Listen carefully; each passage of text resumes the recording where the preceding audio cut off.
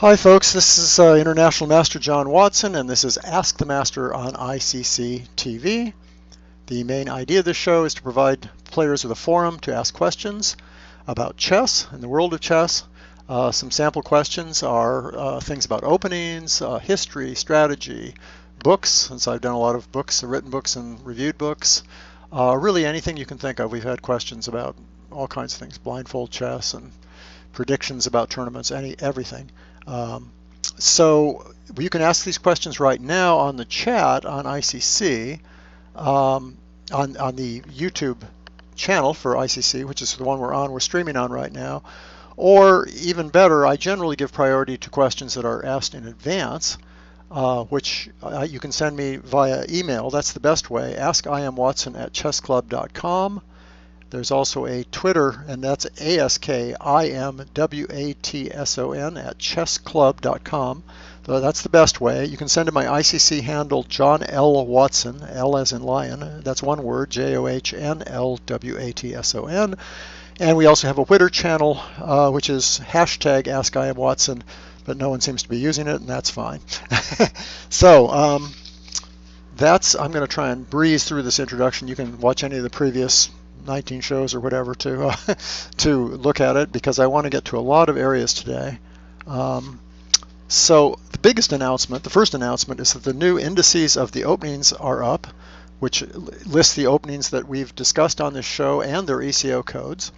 We put them in the text below the YouTube channel, the one you're just watching, and in the text below, in the archived shows, we list these ECO codes and openings in the order they're discussed. Some of these, well, I should say that I haven't listed the questions that were not about openings, which is a little obscure. I have to go through every show, and instead of just kind of breezing through to see what was the positions on the boards, I'd have to listen to every question. And maybe I'll try to do that, because what I've done is I've added a post with a complete list of all these shows and of all these openings dated to my Facebook page, John L. Watson. That's 3 words, John L. Watson. And this will, it's a page I hardly ever use, but it's great for this. It's listed there, and I'll try to update that every week. And presumably also a list will appear somewhere else as time goes by. Naturally, of course, there have been many questions on non-opening topics, and I will try to start listing those at some point. Okay, so before I go into the usual review of questions from last week or things that were raised last week that we didn't finish, just for fun, I can't resist showing you this game that just came up last week in the, give me a second, in the USSR team, not USSR, in the Russian team championship. And let me, for some reason, get that up for you, just for fun. I thought we'd look at a random game that nobody asked any question about for a change, just because it's kind of fun, because it has an interesting idea, rather amazing sacrificial theme that I've never seen before. You may have seen this because it got a little bit of publicity, but a lot of you probably won't have. This is Nepomniachtchi, who's a really great player, against Shirov, who's also coming up. So it's a 2700 against a 2670. So these are good players. There's the Petrov defense. That's a line. By the way, C4 is a move I've really emphasized both in my books and other play. I never believe it doesn't catch on, because it's such a great line, I think. Okay, but that's a standard idea. That's a standard answer. The idea is to divert this defender and therefore have more pressure on the center. I mean, that knight's a pretty good knight, and so the idea is that black's trying to equalize pretty easily here. And now this amazing sequence happens, because he allows the move bishop g4, which looks really good, pinning that knight and threatening, of course, double pawns. And already here's what happens. This move, and now, of course, if black takes the knight, that b pawn's going to be hanging when he gets his piece back. So he takes back, and this is the point. And it's kind of amazing that I haven't really seen. I don't think I've ever seen this theme before. I may have seen it. I don't think so. It's this amazing move.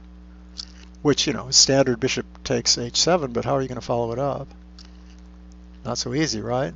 But the idea is that move. And now,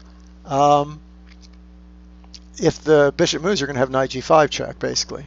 So let's just try some possible answers here. The first threat, of course, is with check, taking that and being just a pawn ahead. If the bishop goes back, for example, you just play check. Notice that you're on this guy here. And so he would take this way, because otherwise you just win that bishop back with an overwhelming attack. And here, and here, and I guess just rook here is best. And then there's you know, black can try various things. If check, you're probably better off going this way, hiding on that side of the board. But you'll see it's the same thing, effectively the same position. Takes, and there's a few other variations, but we've got a lot to go over this show. And then that nice move, which again allows you to go here, for example, because it protects this. It also supports knight here. Knight d5 is a big move, and of course that's very weak. So there's just a bunch of different weaknesses here for black, and white can double on the file. As I say, knight d5 is going to be a nice move. So this is a very clear advantage, even though it's simplified. I guess you could argue that that was as good as he could have done. Okay, so then also there's bishop, let me see, what did we look at? Well, there's bishop takes, but then you check to get out of the pin so that you can be on that square. And if here, simply take this, threatening mate, and then threatening this, so there's really only one move, and look how weakening that is. So at this point, well, you don't want to lose your rook, so just play back here. And the threat is to either move the king or castle queenside, and then bring the other rook over and just start a huge mating attack. This is really easy. The knight still has this great square, and well, you can see. If you look at it a little bit, you'll see that's just a killing position. It's kind of a weird combination. And it's the same thing, by the way, if he goes this way, of course, is we're going to check, and we're going to be on here. So in the game, he plays this check, which is kind of clever, trying to at least weaken white's king side after that check. Check doesn't really help much, but at least it keeps him from castling queenside. So instead of doubling the pawns and weakening that side of the board, he plays there and takes this way. And the difference in this line between the two we just looked at is white's actually clear pawn ahead with the better game. So you know, space and active play, and he's a clear pawn up, and he went on to win. So I just thought I'd show everybody that game. I think that's kind of a cool game. Okay. So stop that one, and let's just keep going. Okay, questions from that we've been sent, and ones in this week's chat will come in a second. But I want to talk about some corrections and/or additions from previous shows. I usually do that. Last week I had a question on the chat about books on the Sicilian Four Knights, and that's a tough question because there are hardly any books, but the book I mentioned is a little old, and I still think it may be the best. I didn't find anything really good.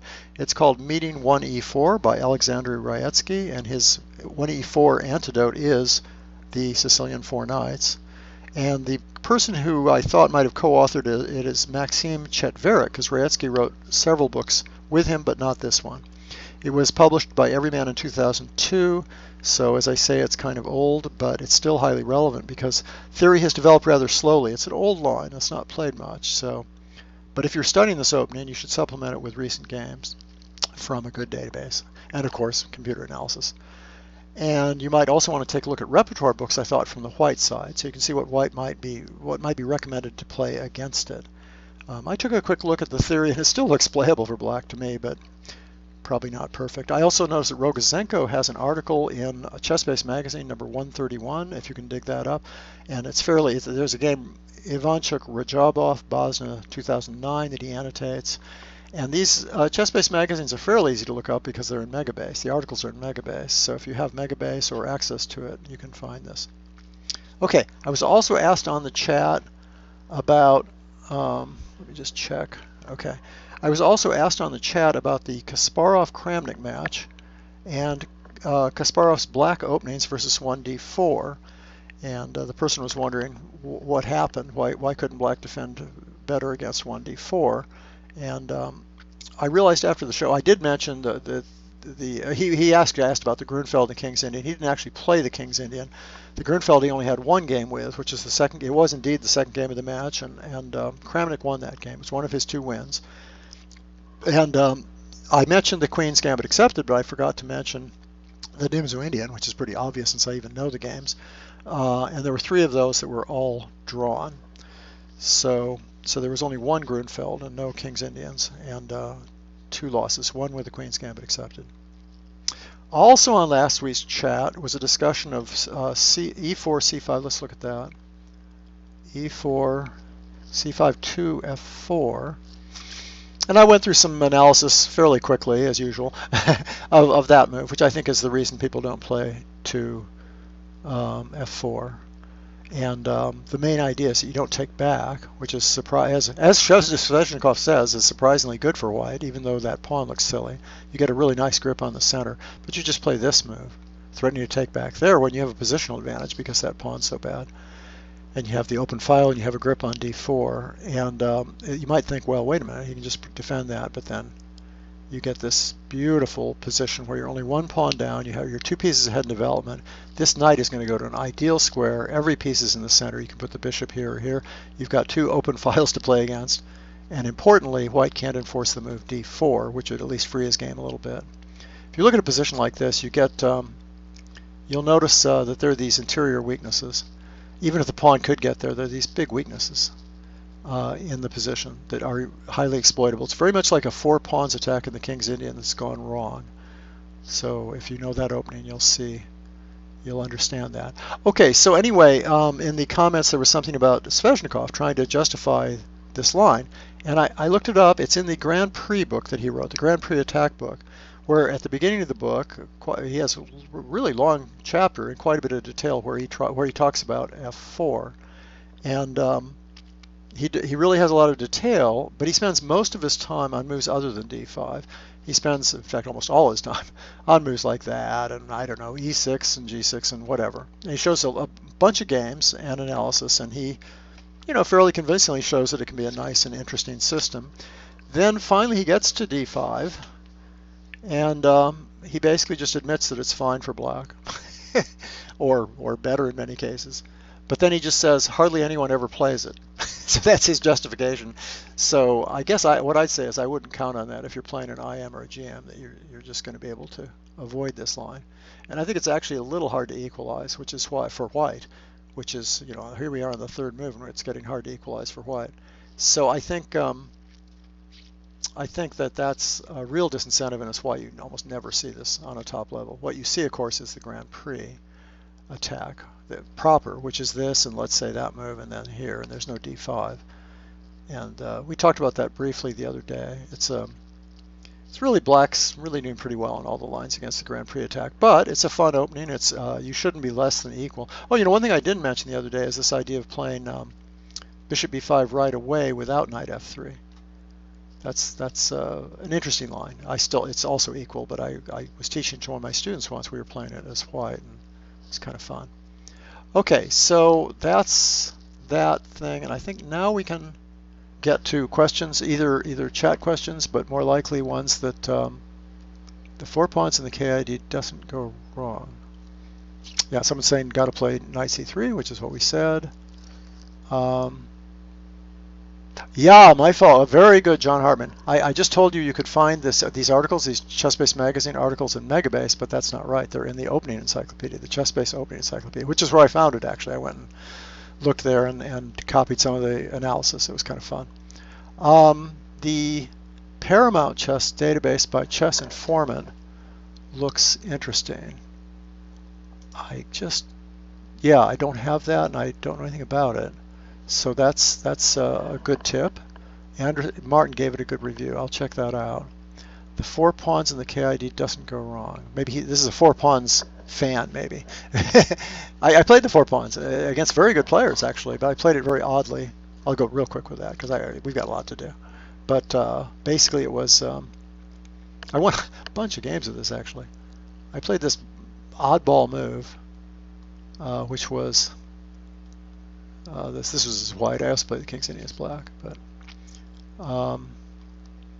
and against the old main line, against this, I played this move instead of bishop e2, which has a terrible reputation, but it's much better than its reputation. Anyway, so that's neither here nor there. What else do we have here? Issues 1 to 123 or so in one file. Yeah, and I noticed they had this issue 131 too, so they apparently have yeah, I'm not sure if I understand that exactly. What's your thoughts on the closed Sicilian? I'm around 2300. Switching to e4 from d4. Yes, I'm a 4 pawns attack guru. Yeah, okay. Good luck with that, by the way. There seem to be too many good answers to the 4 pawns attack. I finally had to give it up in despair, but you can chop away. It's a wonderful, wonderful classic opening. Close Sicilian. Okay, and then I'll get back to the questions that I prepared. And before I do any more chat questions. Okay, here's closed Sicilian. Let's move knight c3. And the usual plans for the closed Sicilian are g3 and bishop g2. And the most common answer is this. And then after g3, there's really two main, well, there's three, but there's two things that people play more often than anything else. One is g6, probably the choice of most top GMs, but also e6 has to be considered very seriously with an early d5. Spassky used to play the closed Sicilian. Fischer even has played it.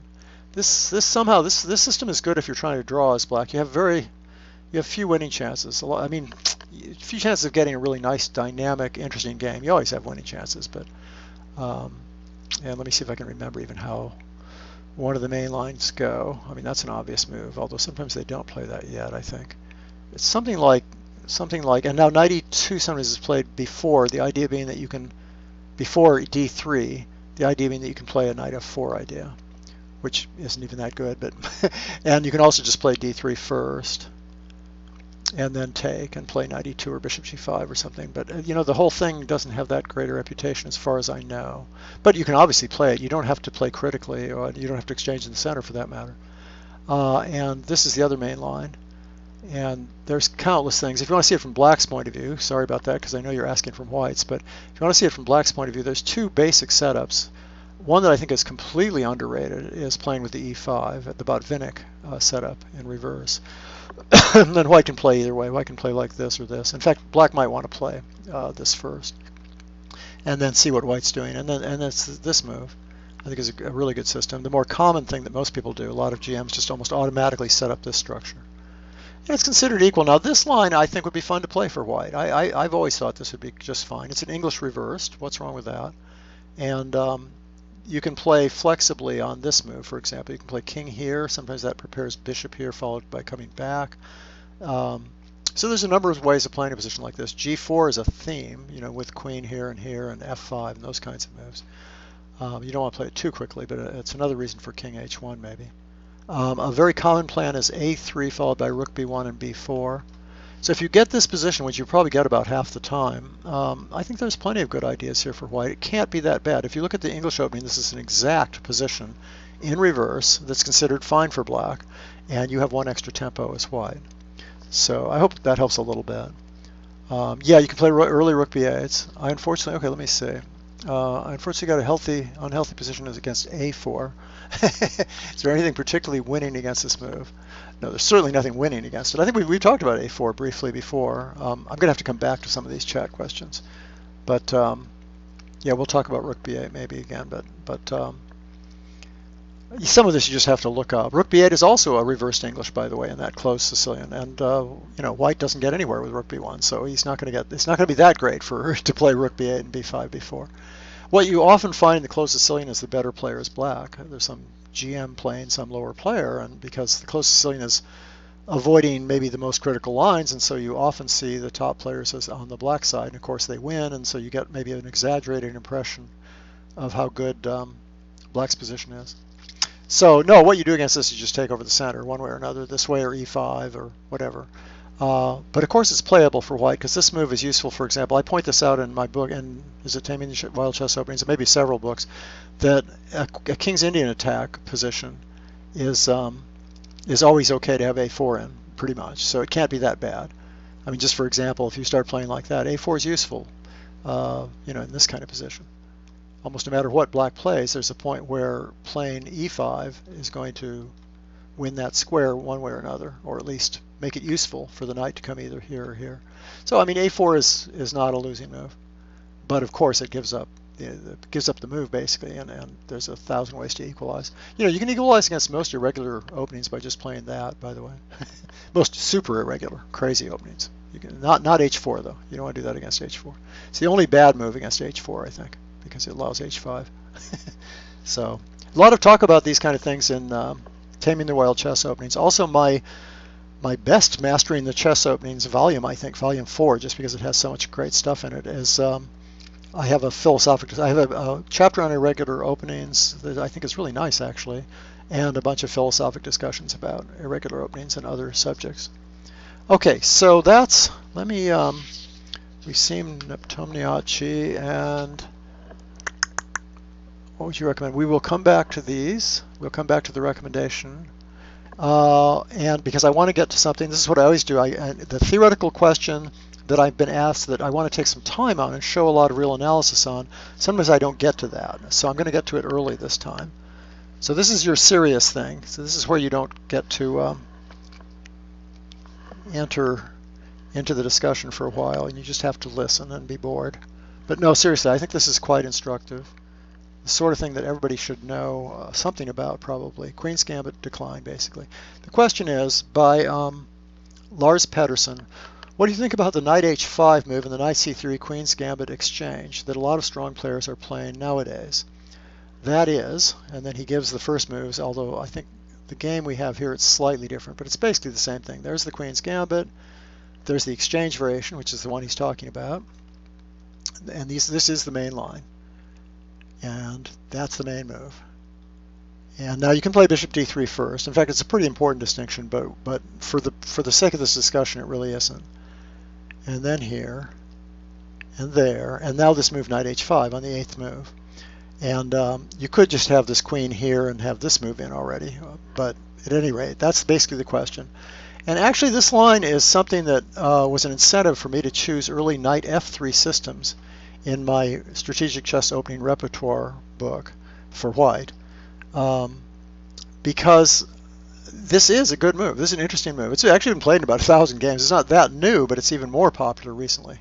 I saw Svidler commenting on it, and some great, very good players play this.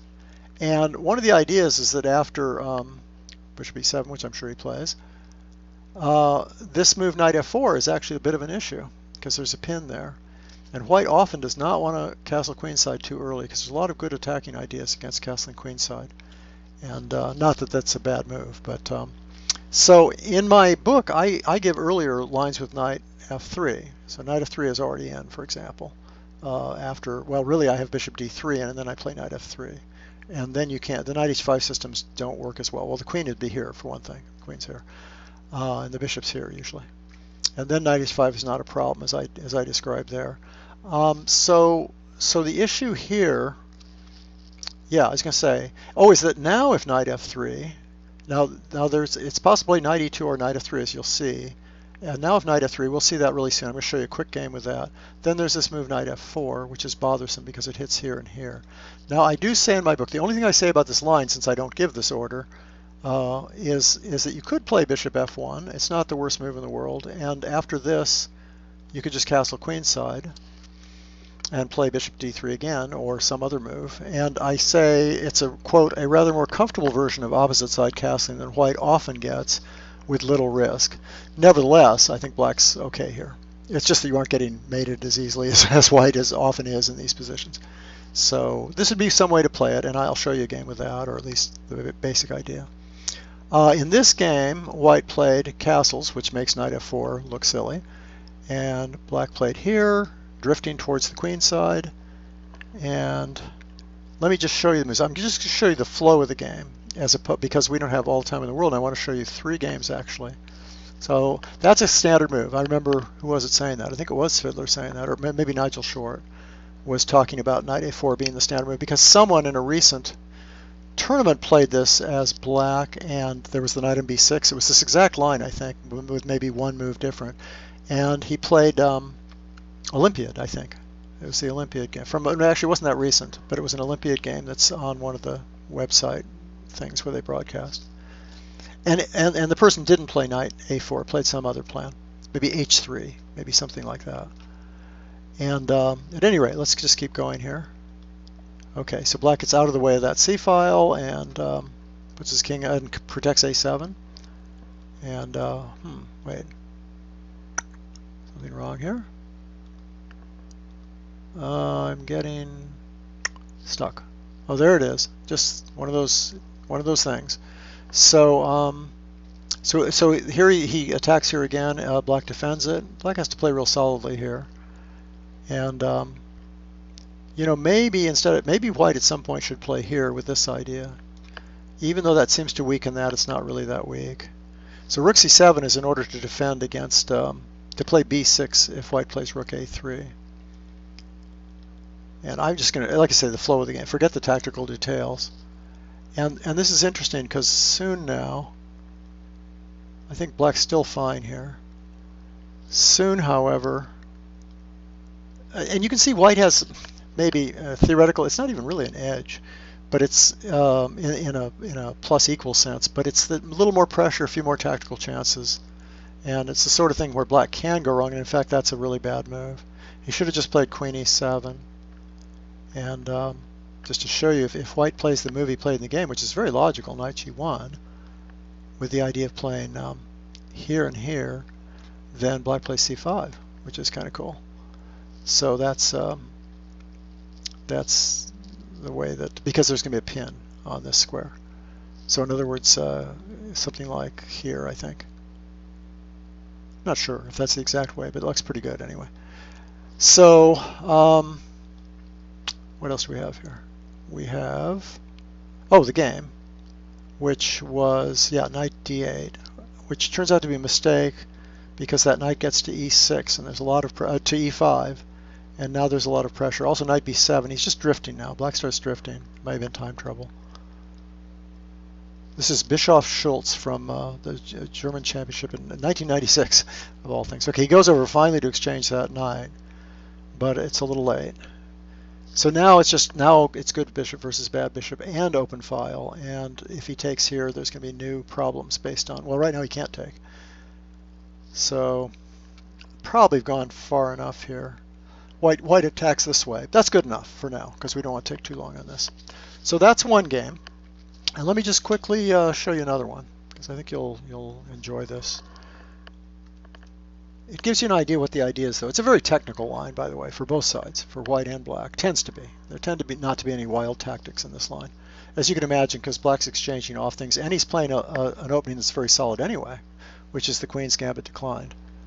Looking at the chat, not too much more has been asked, which is fine. We'll get there, though. Okay, so here we are again. These are old games, by the way. I thought it was kind of fun to show some old games. I looked at a bunch of games and decided these were pretty instructive ones. So there we are again, same idea.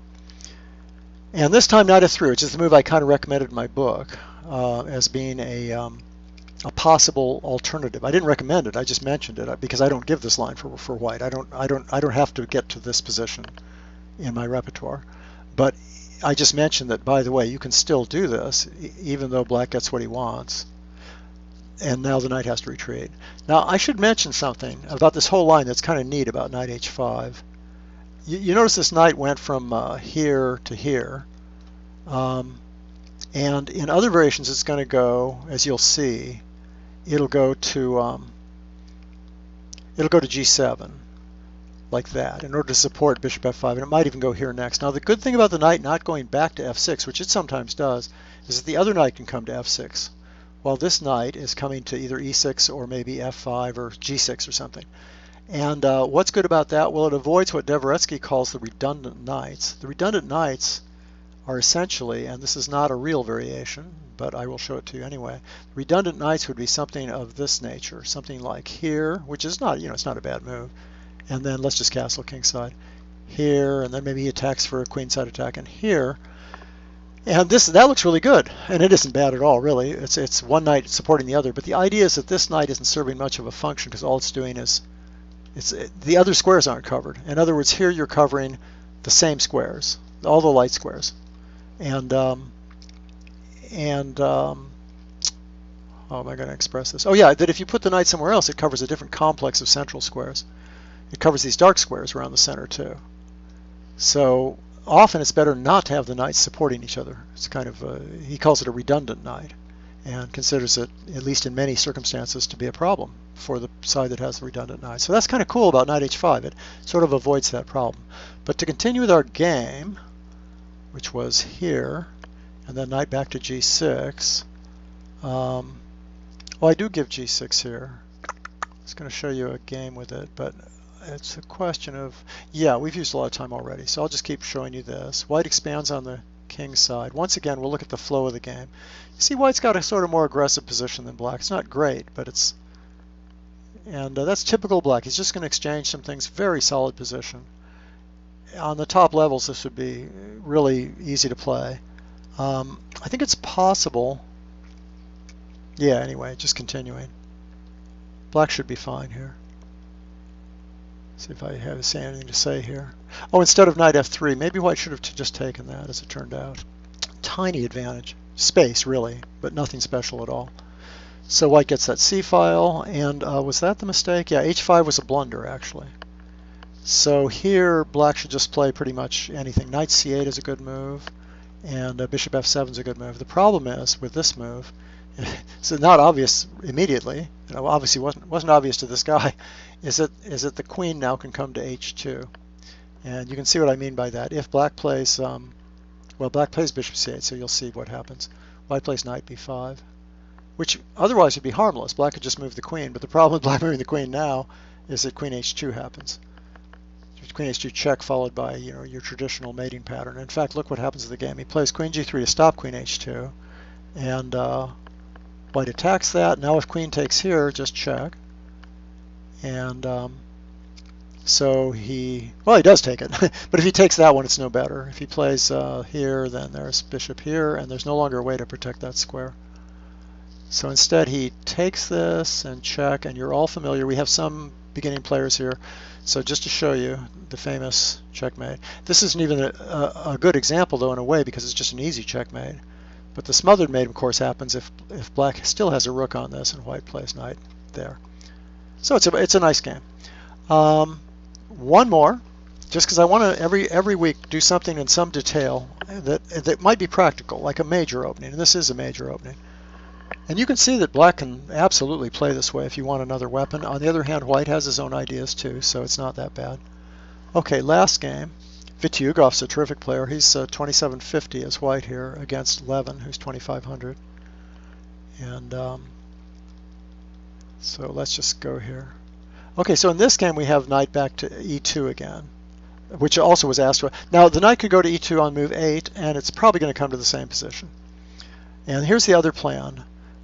He can play like the last game. He can play like knight b6. And then, for example, just here, here, here. You'll see these are normal ideas.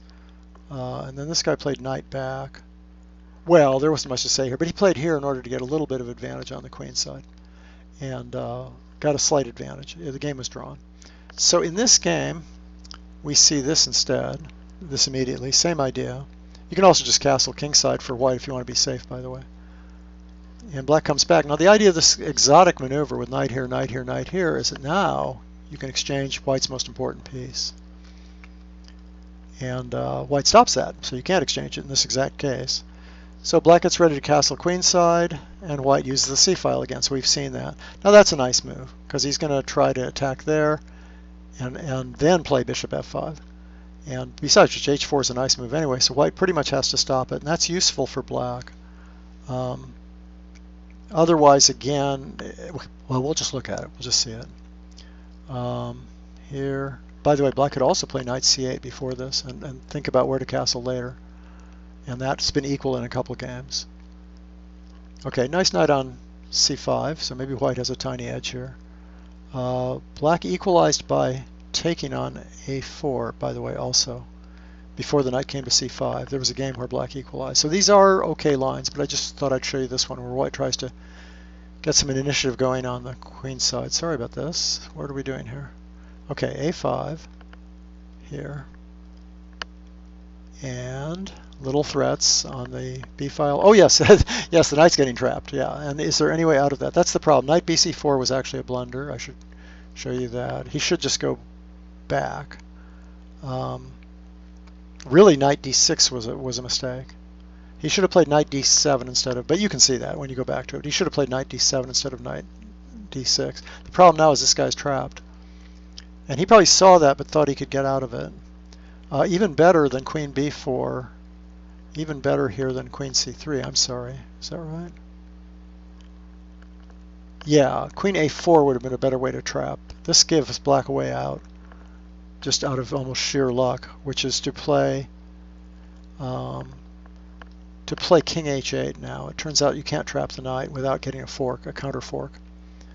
But now that doesn't work. So the game ends very quickly. He does get the fork back, but he's positionally absolutely lost. Because that's backward, that's bad, this is weak, and I'm not going to go any further, but the white did go on to win this game. So, okay, said quite a bit here. Now let's go back and take a quick look at the chat. Okay. Now, why can't I scroll up to the chat? I've had this problem before. All I can get is show some quick progress after been playing for 2 years. I know that's not where I stopped. It's getting cut off again. Let me make the writing much smaller and hope that that helps. No, it's not helping. Okay. I need a way to expand this screen. You can re-ask any question that was before. Russian GM does speak English fairly well. Okay, folks, maybe you can help me here. I'm going to need a reposting of some of this. I would choose B. I'll try and figure this out next week. And unless someone knows how to make the chat box bigger, for some reason I can't scroll down. Oh, I know how I can scroll down. My fault. My fault. I think I can do it. Oh, can't. I'm hitting the wrong slider. Okay, so got to play c4. Okay, I'm going to go way back up and try and catch you earlier. What would you recommend to play against e4 for someone who plays Queen's Gambit decline positions against Queen's pawn openings? Well, that's a passive symmetrical opening. So if you mean you like Queen Gambit decline positions against the Queen pawn openings, I would say play e5 because it's symmetrical and it's very similar to the Queen's Gambit decline, because it's very solid. Pretty easy to learn. There's tons of books out there about how to play against the irregular stuff. In fact, you could even think about, if knight here, you could even think about the Philidor, which is sort of similar in a funny way because of, similar pawn structure. Philidor is doing reasonably well compared to what it was maybe 20, 30 years ago. It's got a pretty respectable reputation. Or just play normal e-pawn openings. Everything else is, you're probably going to get too many. You're either going to lose a lot of space, which you don't do in the Queen's Gambit, or you're going to get attacked, which you don't really do in the Queen's Gambit very much, if you don't want to be. So I would say, yeah, e45. On the other hand, if I was your teacher, I'd probably say don't play two things that are similar. Play a Sicilian or something, or play a French or something. But I think the way you asked it was that you liked to play. The implication was you'd rather have something more like the Queen's Gambit decline. Okay, if no one asks another question, I want to see your problems as white. No, yeah, knight a6 is fine, but it's just a move. It's just equal, but it is fully equal. That's a problem. I don't know if I want to go. There's going to be other questions. Maybe real quick. Let's try it real quick. Even this line. I hate to say this, but the line that's in dangerous weapons, I wasn't able to crack. Maybe I'm missing something, but sorry. Let's get some of these moves in. I don't know if you looked at it, but this silly line seems to be quite respectable. Nobody seemed to play it for a million years, but it seems to work very well. Palliser talks about it. I think he's the one in the Dangerous Weapons book. That's hard to crack. Another thing is that in the E6 lines, the C5 lines, for example, you have to worry about everything. First of all, the main lines are just fine for black. There's a million tries for white. There's Bloch's idea of going queenside. I've looked at this for so many years, I don't really believe. There's the E5, E6 line that the guy wrote the book about, but I had that before the book and against Manassian, and he found a good answer to that. So that's one problem. The other thing, there's a bunch of other things. This move's a lot of fun for black. In fact, I think that's just a mistake now, and we can You know, you can look that up and think about it and talk about it. So you probably have to go into some other line, like with queen c2 or something, or knight d2, and those lines are known to be harmless from the Benoni. Those are equal positions. So that's another problem. What else is wrong with the queen? The bishop g4 lines are fun, at least. I think they're fine for black. I think they're equal, but at least they're fun to play for white and black. I won't show any detail because that wouldn't be fair for a chat question. You can email me and ask me a question like this, and then it's usually easier to give a big answer or a longer answer. The following two answers, which would you recommend for someone called Bob? A very reputable IM coach who is similar in style to Bob, speaks perfect English and well prepared for the lesson, or a 2600 who has a rate of $40 an hour, meaning he can get twice the quantity of coaching. So I guess the first guy is $80. Oh, it is $80 an hour.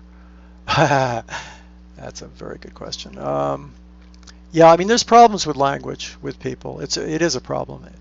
I'd say well prepared for lessons is really important because you generally get people who don't prepare much. I prepare a lot for my lessons. Most Russian GMs teaching online do not prepare much for lessons. They just look at your game and say what they think, or show them their repertoire or something. And I know that because I've been teaching for so long, and I talk to my students about coaches that they've had, and there sometimes is a communication problem. But $40, it's half the other teacher, so it's just your judgment. And the Russian GM may know more. It may be just one of those wonderful teachers who just happens to really hit you on the spot and really knows how to get better as a chess player. So it just depends on your financial situation. Okay, so let me see. Bob is rated 2200 and shows some quick progress, having been playing for 2 years. Okay. The Russian GM just blah blah, which is B H5. I don't know what that is. I enjoyed Vitugov's win at Gibraltar a few years ago. Which win? Could be any of a million wins, I guess. You can tell me which one. I can look it up for next time. English Refugee, the three-way tiebreak was great. I have no idea what that is. How well prepared is this Russian GM? Oops. More Bob questions. I'll let you guys exchange Bob question ideas. French exchange rate lines. We need full questions here, questions that are defined. Either that or I'm a little dense, but I can't answer a question that isn't really a question, or comment on something that isn't a comment. You can just express your own opinions too. That's fine. You don't need to ask me anything. What would he look for in a coach? Well, I liked your description of the IM. He's a little pricey. I'm not that pricey, but I think the idea of someone who prepares a lot is already, that's a huge advantage. Because someone who prepares a lot is probably also looking at your games more carefully and really thinking about them rather than just sort of winging it on the spot. So that doesn't help me. Well, sorry. The Philidor Hanem variation is what I play. There you go. It's kind of a fun thing. French exchange, aggressive line for black. Now I need a question. Are you asking what to do against the French exchange? Maybe I'll hit that next time. That's a very complicated answer because white has several ways to set up. So I can't really tell you one line, but it's a good question. Let me, E5 is plus equals. Well, I don't think so. Tell all the best players of the world that. I think all good openings, Short was just saying the other day what everybody knows, which is all these lines, if you play them well, all respectable openings are equal in the long run. Maybe white has better practical chances at the beginning. I mean, every opening is normal, respectable opening, you're going to be fine. Should I address the French exchange or go on to more stuff? I'll email you all my prep on it. Sure, you can do that. Oh wait, no, E5, E6, that's a different issue. E5, E6 is what I got prepared. I don't know. I don't know what that means. I'll email you, John, my prep on it. Sure. Thank you for doing that. So a QGD and French repertoire as black is a fine mix. Well, sure, yeah, absolutely. In fact, in a way, maybe a French would be a little better because you get more counterattacking ideas, but at the same time, you have your solidity if you want it. So, leave it to E6 versus everything. It's certainly possible. exchange French. You might want to send me that question. Let me just well, it's gonna be too hard, but basically there's knight f3, bishop d3, and c4, really the main moves. This is a bishop f4, which is totally harmless, but got popular for a little while. It's not only harmless, but black can get a good initiative against it, so it's quite funny that people acted like it was a good way to draw, a forced draw or something. Generally avoid the idea that any opening is a forced draw when every single piece is on the board and only one pawn is exchanged off. That's very unlikely. Very, very, very unlikely. In fact, impossible. So, I mean, computer plays computer as a draw, I'm sure, but that's true of every opening. All right, so it's just too hard to do this. There's too many options. I'll try to do some of it next week, but you could also send me something by at askiamwatson@chessclub.com. Maybe narrow the question a little bit. Is there a general way for a Sunday's chess player to list the most promising long-term plans and strategies in an unknown early middle game position?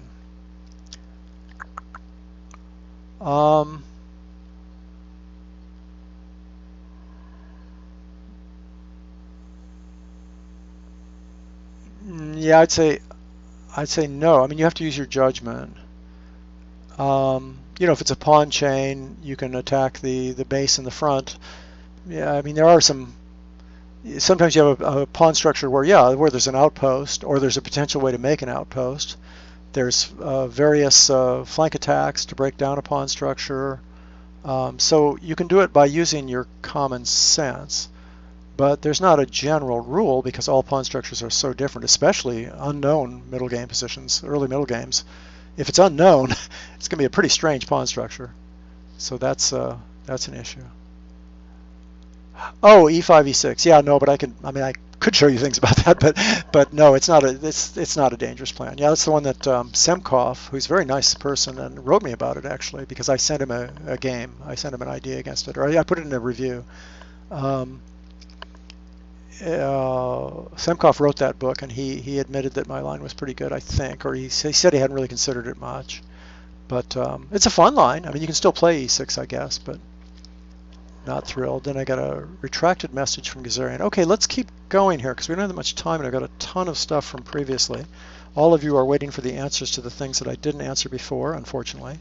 Real quick, a historical question from Alan Llewellyn was, Miguel Najdorf was at the, quote, Miguel Najdorf was at the British Irish Olympiad before World War II, stopped him from going back to Europe, but he was German, and I know Lescasis was an Austrian player who stayed in Argentina. Were there any other famous players that took Argentine nationality and didn't go back to Europe?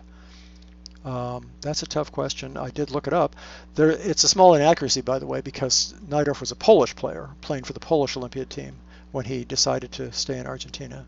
But the German mention is actually quite relevant because the entire German team, it turned out, stayed in Argentina after when the war broke out. And of course, some of them came back again. And that German team included Albert Becker, who was an Austrian, but was playing for the German team, who may not be very famous, but is pretty well known to chess historians. And there are other players who moved to Argentina during World War II. Most of them actually did come back, but they just didn't live in Europe again. They came back, but I think Hermann Pilnik, you may know the Pilnik variation, almost qualifies as famous. Famous is a funny word, but he didn't return to Europe though. Gideon Stahlberg is a very well-known historical figure who played in a lot of great tournaments and also wrote. And he's a leading grandmaster. And he stayed in Argentina and then returned to Europe in 1948. I don't know these things off the top of my head. I looked them up after the last chat. Sonia Grof challenged Vera Minchek for a top slot in the women's chess for many, many years. She was probably the second best player in the world, a women's player. And she stayed in Argentina, but then finally moved to, not to Europe, but moved to the U.S. But Argentina had quite a few of these good players. Oh, and Moshe Cherniak. Cherniak's a well-known player. I don't think he ever made GM, but he's really well-known. Tons of games and analysis. And he was an emigre to Argentina and moved to Israel after the war. And one reason he's probably relevant is because he played in Europe so much, so it was almost like living in Europe. But he was in Argentina. And I saw a list of countless other players that stayed after the Olympiad, but none of those are the better known ones that I played. Okay, so there's a bunch of other questions that I'd rather answer soon rather than wait too long. But there's an issue of time. I'll try to prioritize the ones that are sent to me at my email address or my ICC handle, John L. Watson. The best thing is my email address. So that's actually probably the best way to do it. And those are usually better thought out or phrased, but I will try to get to ones that were given me on the chat. I just slower to do that because it takes so long to look at them. For that Kali Trompovsky London Tory question, which I answered I think the first two parts of, is very broad, and we'll just have to wait a little bit more. I think a more focused question came from, what was his name? Sorry, let me check that for a second. Ken Alexander. I play the Caro-Kann and often have problems, but this line has been really difficult to play against. And it's funny because we talked about this move c4 before, this second move c4, but we didn't talk about this line. By the way, we talked extensively about taking twice on this square here. And I think twice we had this, and once I had a very long thing about it, which you can go back and see, and it's listed now on my list of openings we covered. That's an interesting move. One of my students had that played against him.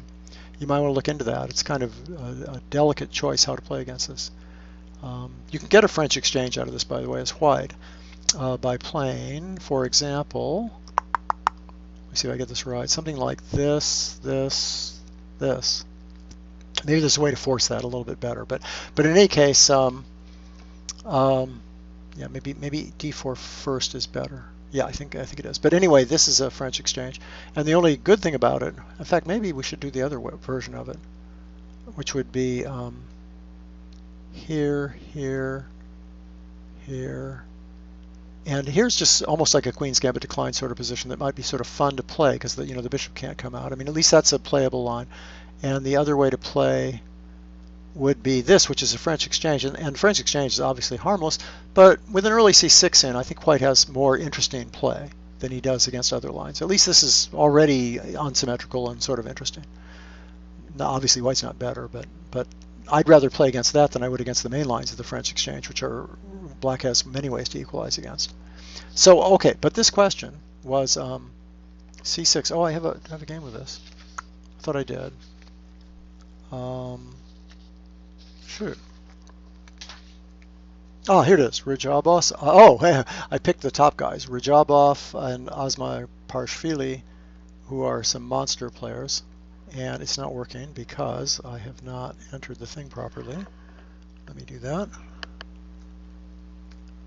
Yeah, so a real quick game to answer this question. That'll probably be the last full game I show. We'll go back to the chat.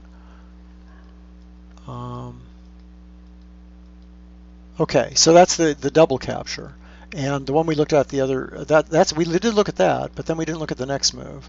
We looked at just simply bringing the knights out, bringing this knight out, takes, bringing this knight out, but delaying d4 was the key, playing the bishop to b5, castling, that kind of thing.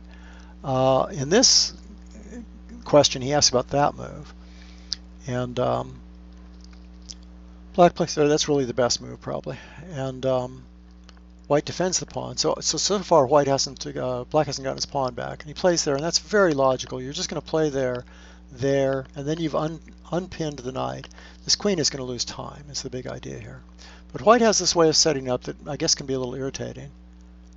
I used to kind of play this way for white, but I think I told you in a previous show I would wait with the knight, and a lot of times I'd put it there, which by the way offers extra protection sometimes to that d5 pawn. So I was never too worried about this line. I didn't want to play this for white, but I'm not so sure. I could have been wrong. Okay, and then here's the idea. You can't now b5. You can just take that because it's pinned. The rook's pinned. Bishop takes, I think. Actually, wait. Then you've got knight b6. So how does this work? Do I know how this works?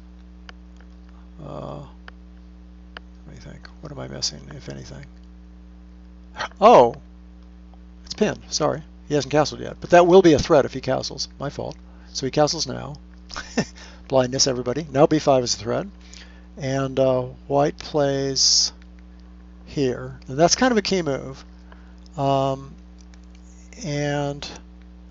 I don't remember where the question ended. The question ended after castles kingside. Okay, so this is the first move that white plays in most games. Otherwise, b5, bishop b7, knight b6 is going to be really simple to get that pawn back, isn't it? But this is a clever move. I think it's the only move that really creates trouble, and it's certainly the grandmaster move. And black in this game played there, which I don't think is a bad move. The idea is to play here and then b5 and then knight b6. Same idea, basically. But another way that seems fine to me is this. This is more dynamic. So you might want to play this as black. It's more fun. And now this is attacked, so white actually goes back again, saying, well, I haven't had to deal with the bishop b7 line, so I can use a tempo. And then I kind of like this move. Now bishop, this has led to a couple draws, this kind of position. There's nothing wrong with that at all. But I think white's still better here, I was going to say. So I think a cool move here is to play bishop g4, threatening to double these pawns. And if white plays here, you just play here. I think that's right. Which is kind of cool. Because if you look at this position for a second, black can't castle, and white has ideas of playing here, and that bishop has nowhere to go.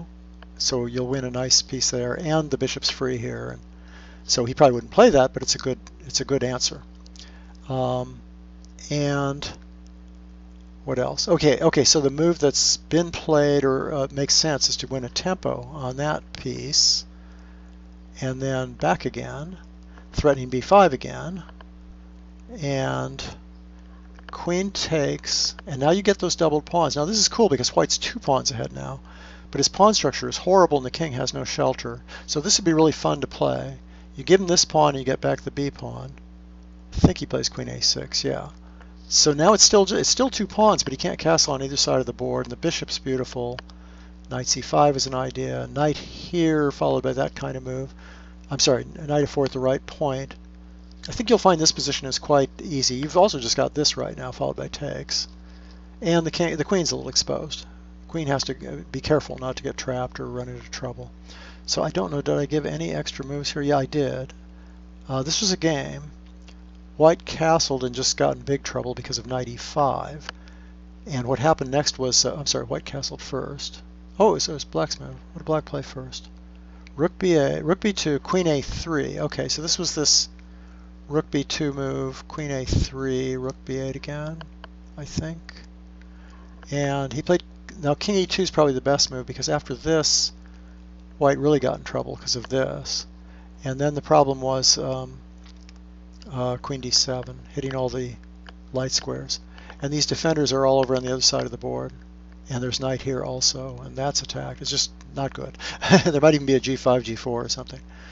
And so that was a mistake, so he should have played king e2, but then of course the king's trapped in the center, and this was a game that was actually played, and it's considered just complicated, equals compensation. Black has compensation. I think black's much better here, but that's just having looked at it a little bit.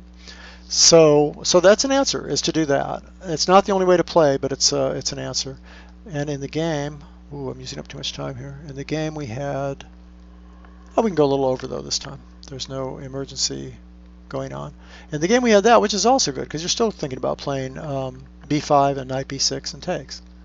So this is Amar Sparshvili's simpler solution. And there was a game with this here, here. Don't know how much of this I want to show that led to equality. White had to take that. Oh, and again, white tried to win a pawn.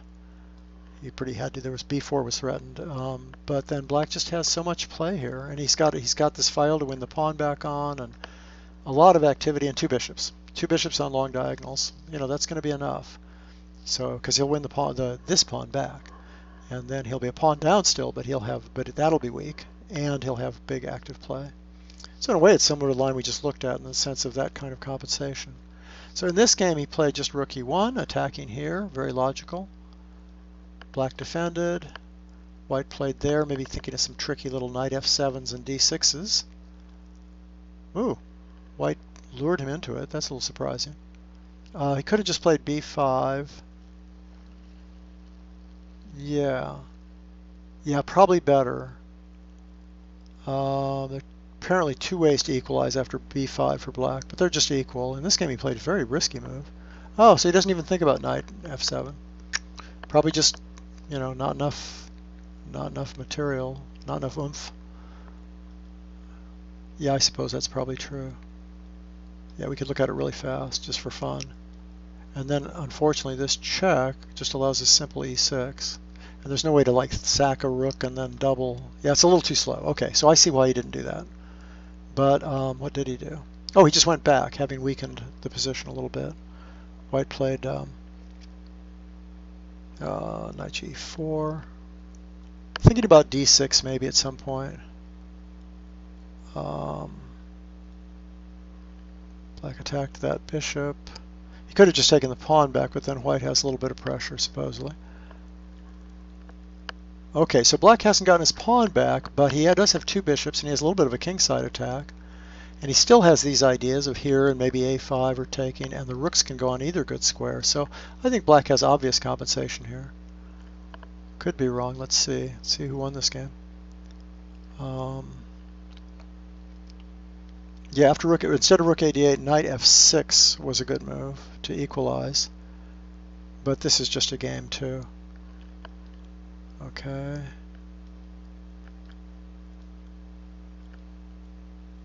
Okay, he's trying to protect that pawn, but he can't do it. In fact, that's what happens. They just start repeating here because white really doesn't want to lose that pawn and have an isolated pawn left in an endgame. So that's a quick and dirty answer, but you can go back and look at the lecture again. It's archived on YouTube to see those two moves at the critical position, which were on move 10. I assume that what your opponent would play, I don't think there's any other good move besides queen a3 in this position. The threat, of course, of b5. b5 takes and knight b6. It was the threat. Now you don't have knight b6, so b5 isn't threatened. But there are two moves here. There's b6, and there's just knight b6. And I would look at those examples. You do have to be a pawn down, but you don't have to worry about getting killed, which is what you said. You said you got a completely passive position. But it looks to me like white's the one who's a little passive and is hoping to hold on to one or two pawns. So at least you definitely get an attack this way, and you won't be passive. And you'll have to assess for yourself whether you think you have enough compensation there, and I think you actually do. Okay, let's just see. Oh, let's go back to the chat. We're getting late, but that's okay. We've got a little bit of extra. We'll go a little over. I'm going to try and do that every time because we have so much stuff to cover to catch up on. Yeah, let's just go to the chat now. And what do we have here? e5, e6. I could actually look at that now. I hope I haven't skipped an earlier question. Still looking at the Bob things. Sveshnikov, is it similar to the Taimanov? Okay, that was the next question. Was the Sveshnikov similar to a Taimanov? Well, it depends how things develop. I would say normally no, but sometimes yes. By the way, I think we were talking about a two-knight Sicilian. Yeah, we were, the four-knight Sicilian. And I forgot to mention that one of the main reasons for playing this variation, by the way, don't fall for e5, queen a5 check. Seen that often enough. Knight here, knight here. Well, one of the main points here is that usually white will get a Sveshnikov out of that position. So this is a way for black to play the Sveshnikov, or to try to get to the Sveshnikov without the disadvantages that two knight c6 bring. And we've talked a lot about two knight c6, and there's always bishop b5 against it. This way you didn't have to deal with bishop b5 on the second move. What white does now is plays there, and we've transposed into a mainline Sveshnikov. So that's something about the Sicilian four knights I should have mentioned, is that it allows this move. And now you can go here, let's just talk about this really quickly, and get this endgame. And in fact, I pulled out a game with this. I don't think I'll show it now though, but I have a game with this, and then here. And now actually knight takes d5 is not that bad a move and has been played a fair amount. So that's worth thinking about. But most people, I guess, play here. And there's a very nice Topalov game against, I think, Ivanchuk, that shows white's ideas. I think this is playable for black for sure, and in an average game between average opponents it might even be good because you've got a lot of space and you have some attacking chances. But in reality, I think white's somewhat better here, just for the record. But you can play that way as black or white. Okay, that's just that Sicilian four knights thing. Now, the question was about the Sveshnikov versus the Taimanov. Okay, the Sveshnikov. Sorry, it goes here. Well, this is the traditional move order. Here and here. And usually white plays here, and we get that position we were talking about. So there you've given up the d5 square, and you've and in return, black has 2-to-1 central majority and good active piece play. And Sveshnikov had the insight to realize that this position was quite playable for black, and it became extremely popular.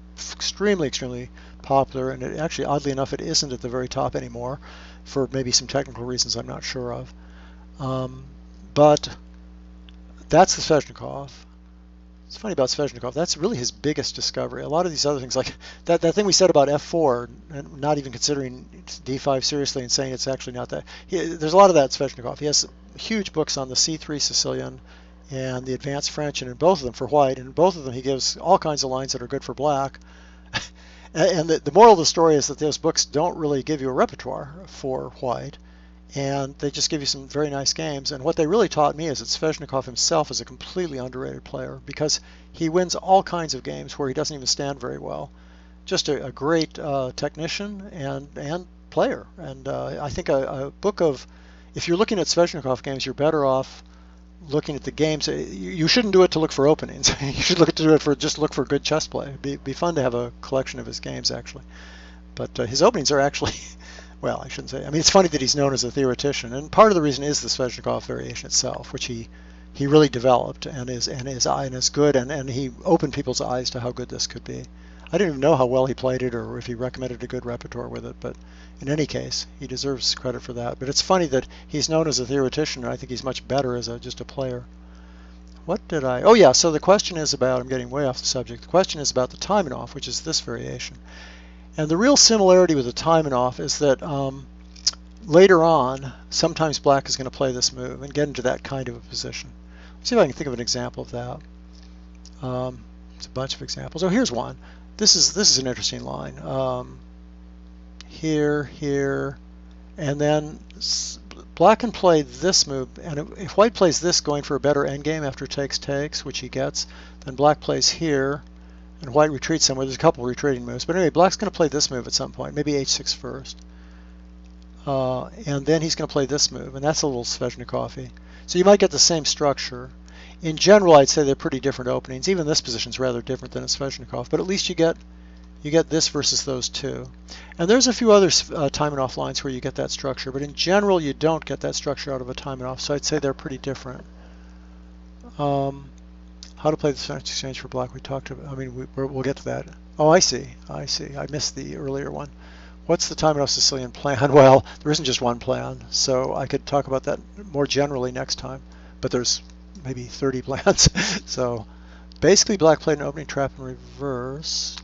D4 transposed to a Marshall Gambit of the semi-Slav. Yes, that's right. That's right. That's one way you could play this. But you need to want to play the Marshall Gambit. And the odds are, if you're trying to avoid the main lines of the Caro-Kann, you're probably not the kind of person who wants to go into a Marshall Slav. If you're an E4 player, in the first place, you're probably not a big Marshall Slav guy.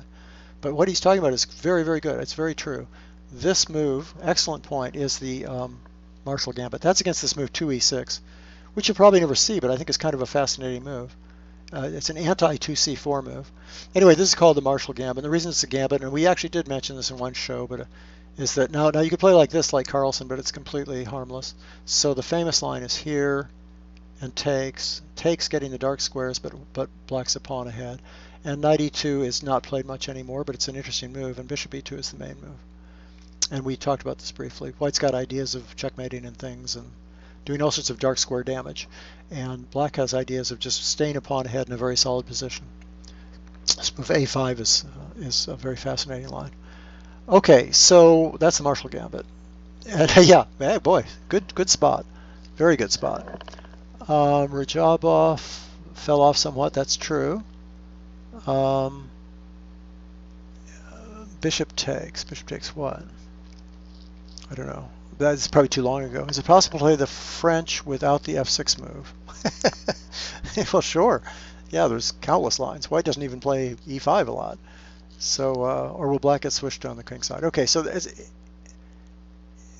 a funny question. What he's talking about is positions like the winnower or something, where, or maybe the advanced variation, where you get this pawn structure with e5, And it's especially true of the winner, what he's saying. I'd say more than other variations. You don't have to play f6 in many variations, but in the winner, a lot of times the main line of the winner, you often have to, because the bishop's gone. It's not defending over here. So then you really can get squished on the king side. And just to show an idea, without going into queen g4 sacrifices and things like that, if you just play a positional line, simple positional sort of line, whoops, whose move? Black's move. Something like this, and black plays here or something, and white plays here, and well, let's say white plays some other move like this or something. And that's probably not the, what was I thinking? How am I going to do this? There's a countless f6 ideas. Okay, a4, for example, is a major line, the Fischer move. And for example, right now, in a position like this, which used to be thought to be better for white, black can play f6. And the point would be that if black doesn't play f6, he castles, which is not an impossible move, there's a good chance that he'll run into trouble on the king side. I might even play there, threatening this right now. And then f6 is a little late, but as usual, okay, now this is a case where I haven't given a very good answer because it's not the best example, but let's say black played slowly here, something like that. You might really have to worry about a move like knight here, because you didn't play f6, and moves with bishop coming out. And there's all sorts of problems if you, now sometimes a queen can go there too. Oops, sorry about that. Whoops, didn't make. Sometimes a queen can go to h5, but this kind of position can be very difficult for black if he isn't careful, because there's moves like this, and these dark squares are very vulnerable. And sometimes the bishop will be here, and the queen can come out too to hit those dark squares. So in principle, this is a good question. I didn't come up with a good example. There's plenty of examples against it, and I just didn't find the right one. In the winnower, in a lot of other French variations, I would say it's not as important because the bishop's still active. The bishop's still somewhere on a square where you don't have to play it. Now f5 is also very popular. For example, oh, here's a good, okay, now this has quite a few lines in it where this position where, and of course this is the most famous move, but even with knight f3, let's say you didn't play f6 in one of these positions. Say you didn't play f5, for example, is the way they usually play this. f5 is a good move here. But what was I going to say? Oh, if you didn't play it, you'd have all kinds of problems because of the dark squares. Exactly. Here, well, right now you've got this sacrifice as a problem. If you play a move like this, you're going to have queen h5s and knight ups kind of moves. That's the idea. If you don't play f6 or f5 at some point, and in fact, that's why in the main lines, white plays here for technical reasons. He plays this first. Turns out that's a better move. But in these main lines where white plays this, and here, and black plays here, it's because he's thinking about playing this f5 or f6 move, and he'll play that anyway in most positions. The point is that if white goes there, I'm sorry, that if white doesn't play that, black will play f5. If white does play here, there's a tactic, which is this one, because here there's a counterattack on both d4 and here. So white in fact plays here, and black takes, and this happens. This kind of thing happens. With black sort of wins the center, white has two bishops. It's about even. Okay, maybe he doesn't know this at all. Doesn't know what? Because black doesn't know. Well, but you're asking if black should play without f6. So I guess black would know if he was not playing f6. Anyway, overnightation. That's my system recommendation. Okay. I like that, overnightation. I'm not sure if it applies to the last version. Okay, we're still, well, why not? We can do a little more. What about the classical? Is it possible to stay away from f6 and knight f6 in that variation? Okay, well there, we have a more specific question. That's better. If we can get a little more specific, especially if we have a particular variation. Unfortunately, a million things can happen in the classical too, but okay, I think he means this variation. Can you get away without f6? For example, if f4 is my guess. Oh, maybe even the knight e2 line, for example. He could play knight e2 one move earlier. Maybe this line. Is that right? Might be what he's looking at. And if this, then just this. And the answer is no. Well, the answer isn't exactly no. There are other ways for black to play. Black can play f5 and bishop e7 and put a knight on b6 and play a5, a4. But the most normal way to play is with f6. Either this first, maybe here, and then f6, or f6 next. And the idea is to just totally break down black's white's pawn structure. Sometimes there's even a g5. There's a takes in g5. Okay, so if you don't play with that right now, it's already a little bit late to play on the queen side, maybe. No, you can still play f5, but if you just sit around, you usually get in trouble. I think that's the best answer. For example, if you played castles here, stopping f6, and you just played slowly to play maybe expand on the queen side or something, then white's going to blast through with f5 at some point. It'll be way too slow. And because you haven't played f6, you don't have any space on the queen side to defend. So this is maybe a better example. Now white's just coming in like crazy. It's not even necessarily just the dark squares. It's the fact that he's starting to checkmate you, or get all his pieces over there and just kill you. So this is a very strong position, this kind of position. What black can do sometimes is play an early f5, maybe even here, for example. And then white can try to build up with g4. And that's actually not that bad for black because he gets early queenside play going. And it's tricky. Good players, it's interesting how well this is done as black. I don't like the looks of it. I like to play f6 and blast through in the center. The actual practical results for black here have been pretty good for some reason. I think it's just very hard to get g4 in and attack. So, anything else? Now he's thinking about versions where black plays b6 and bishop a6. Then you better play f5. I'll show you an example. The Tarrasch. Last thing. This will be the last thing. I don't see anything else on the chat right now anyway.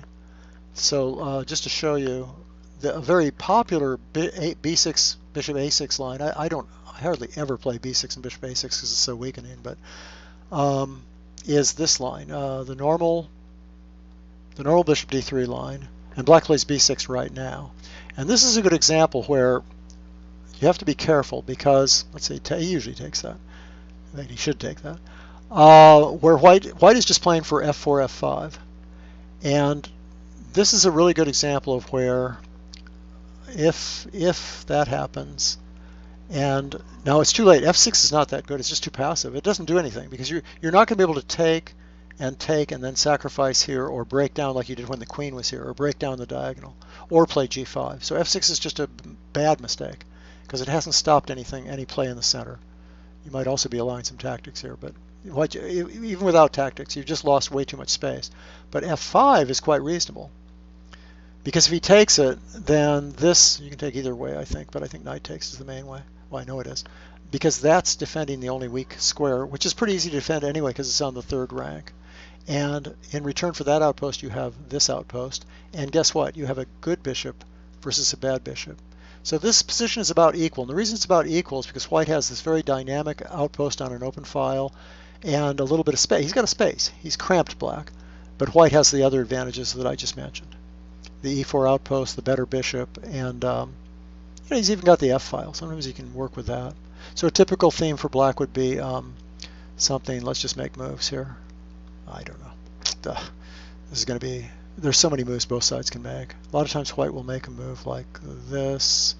Anyway, a typical idea for black would be to try and move the queen over to the king side somewhere and use those light squares, and that's a light square outpost.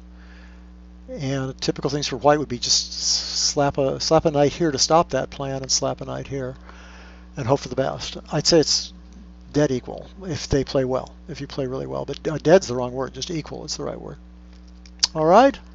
Okay, we covered tons of material, a lot of good questions, a lot of knowledge shown by the listeners here.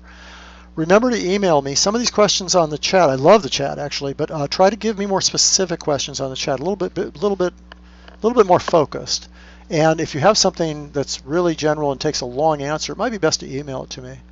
Ask I am Watson, AskImJohnWatson at chessclub.com. Chessclub.com is the ICC URL. So, yeah. So that's it. Thanks everybody. We spent a little extra time today, and that was cool. That was neat. And I'll try to get to a lot of the old chats and questions later. And as I say, I'll be giving priority to emails because I really have too many things that come in otherwise. And the emails tend to be really fun questions. And you can get a free lesson that way is one way to think about it. You're really wondering what to do about something.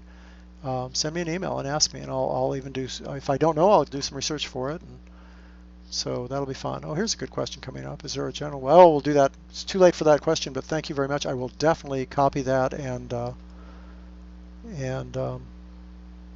Wait, didn't I already get that question? Anyway, we'll worry about it. We'll worry about that next week. Thank you, everybody, and please show up again. Tell your friends. As I say, free chess lessons. Tell your friends to come on and ask me anything they want to, and maybe learn a little while you're looking things over. So see you next week.